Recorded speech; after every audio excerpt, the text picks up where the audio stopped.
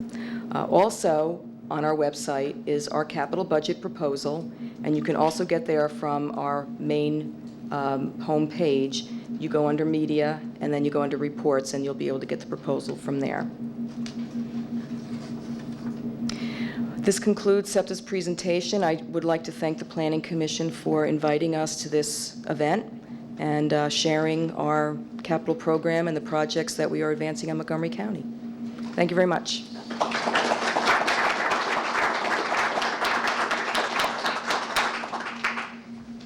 Thank you, Kathy. It's truly a new day for transit funding and programming.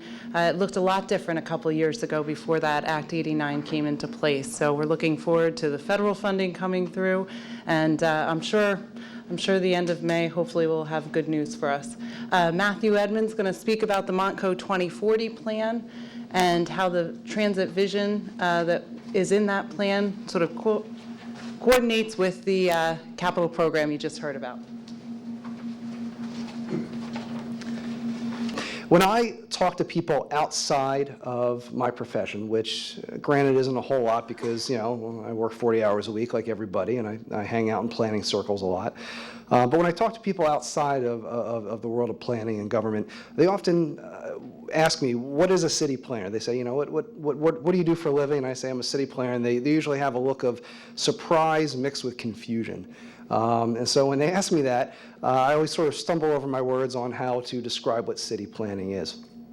And over the years, I've tried to think about it quite a bit and come up with an answer that really describes it. Because, you know, like architects, they design buildings. And, you know, engineers in the world of SEPTA, for instance, they drive trains. And city planning, it's so right-brained that it's not always very tangible.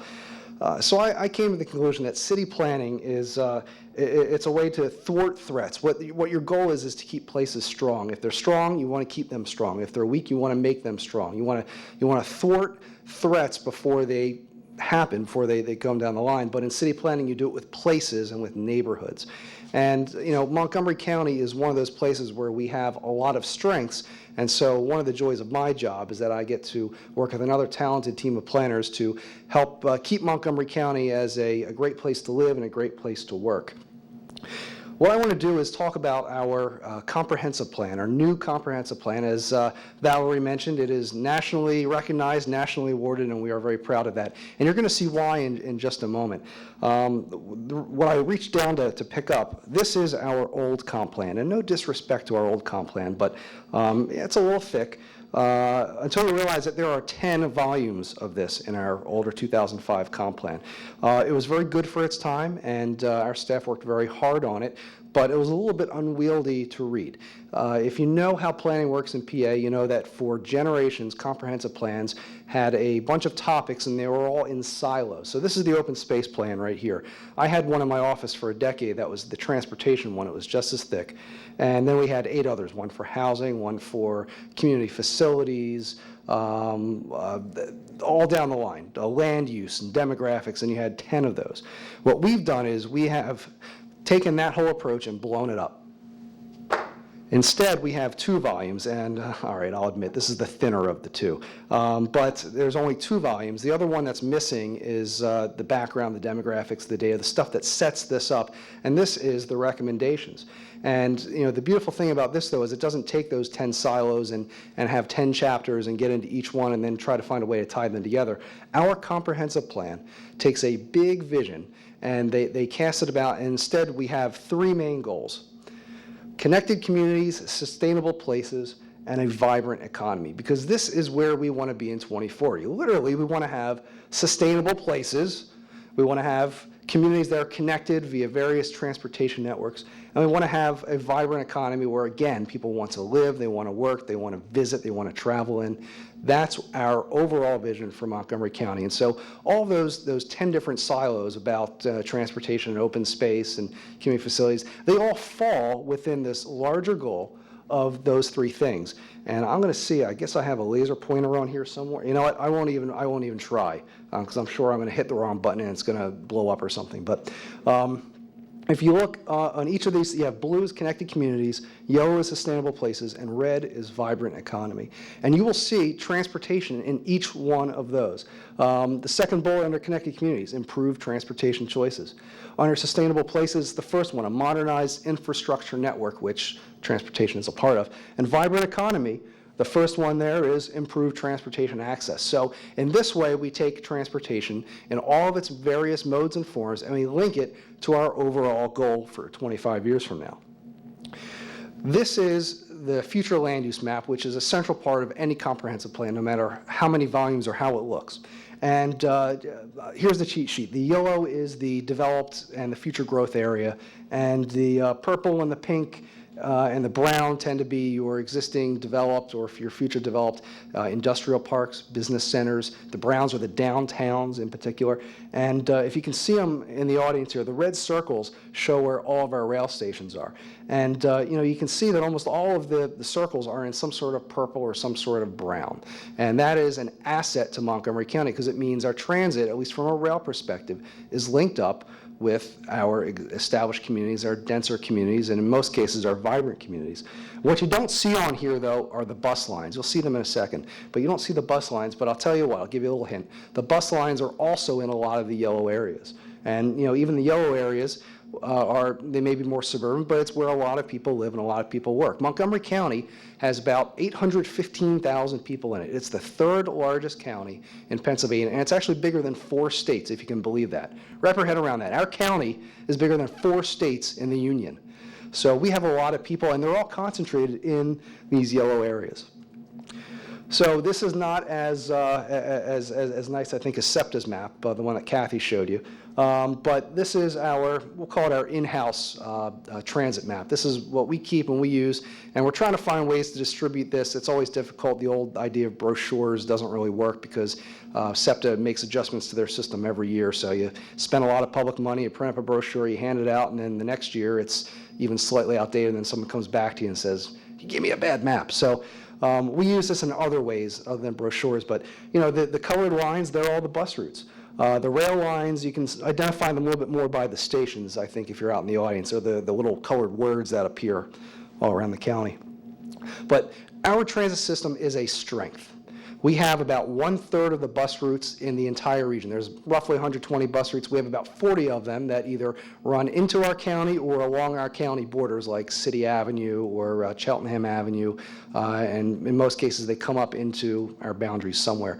We have about half of the rail lines. About half the rail lines in the region come into our county, even if it's just for a little short piece like the Kenwood line.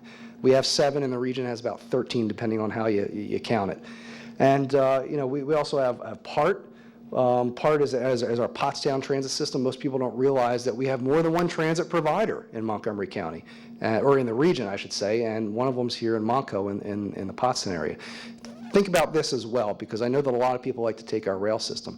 We have roughly 1/3 of all the rail stations in the system are in Montgomery County, spread out over those 7 lines.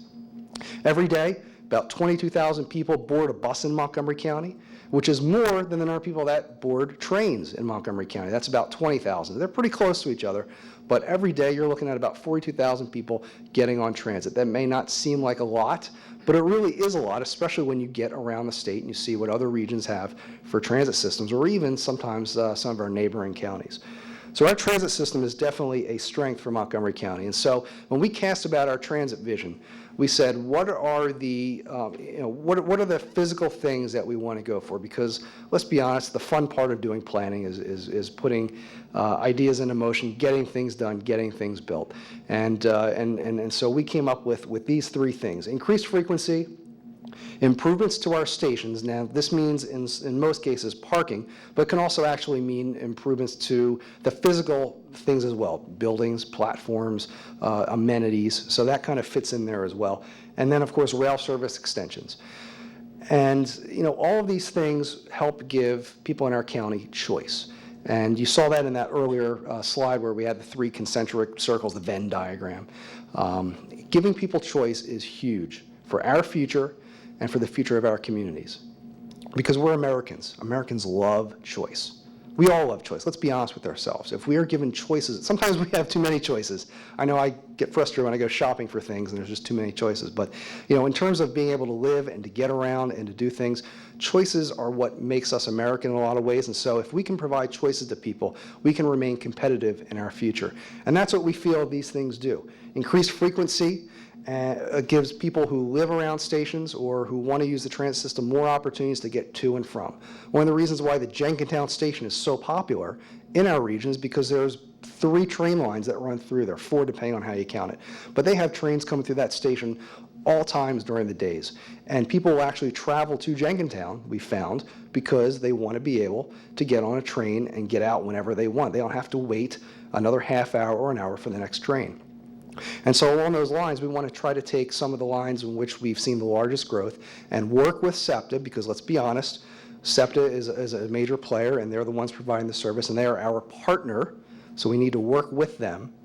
But we want to work with them to increase the frequency on certain lines where appropriate, so that maybe you have half-hour all-day service. During those afternoon hours where people are still coming and going, students are coming from Temple to Conshohocken or Norristown, or businessmen are coming from Center City out along the Paoli-Thorndale line, and they have business meetings. People don't just travel in the morning and the afternoon; they're going all around during the day. And we give them frequency, and it becomes much more attractive. And new garages and station parking.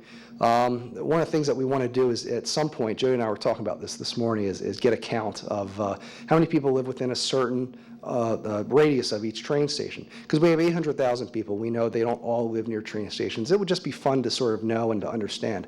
But clearly, though, the majority of our residents don't live within an easy walking distance. And so for them, we want to give them the opportunity to still travel to a train station and park. We have we have about 93% of all of the spaces in all of our train stations at all 43 of them across the entire county. 93% of those spaces are taken up every day. So in many cases, if you want to drive to your nearest train station and park there, because be honest, you just can't walk there for various numbers of reasons, you're not going to find a parking spot. And what are you going to do when that happens? You're going to stay in your car, you're going to go a little bit farther, you're going to get to the highway, and you're going to drive down to work wherever that might be. So by putting garages and station parking at many of our stations, we believe that we will open up transit to a lot more people in our very large county. And I do want to give credit to SEPTA. I do have a map on my wall. In the last 20 plus years, they have increased the number of parking spaces in our county by well over 3,000. That may seem like a small number, but it's actually a very huge number when you think about where that system was in the middle 1990s. And then rail service extensions, because as you saw on that other map, when I go back to this one, you see the circles, and it goes out quite a bit in the North Penn area and up to Doylestown. But we still have a large number of people in the Indian Valley, a large number of people out west along the 422 corridor. We have developed communities in a lot of these places because the rail lines were built years ago.